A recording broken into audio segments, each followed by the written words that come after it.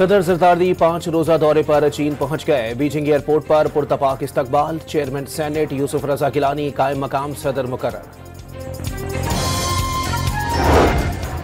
वज़ीर आज़म का बैरून मुल्क मुकीम पाकिस्तानियों के लिए ग्रीन चैनल बहाल करने का ऐलान। वाज़े किया, मसाइल हल करने में कोई कसर उठा नहीं रखी जाएगी। पाक फौज का किसी भी भारतीय मुहिम जोई का भरपूर जवाब देने का ऐलान। मकबूजा कश्मीर की सूरत हाल खित्ते के अमन के लिए संगीन खतरा करार। कोर कमांडर्स कॉन्फ्रेंस में अफगानिस्तान से दहशतगर्दी पर तशवीश का इजहार।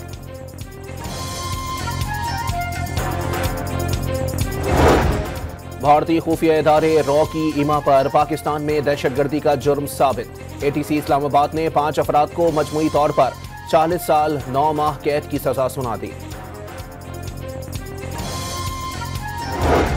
और इस्लामाबाद हाई कोर्ट के 5 जजेस ने सीनियरिटी का मामला फिर उठा दिया। सीनियरिटी लिस्ट के खिलाफ रिप्रेजेंटेशन सुप्रीम कोर्ट और इस्लामाबाद हाई कोर्ट के चीफ जस्टिस को इरसाल।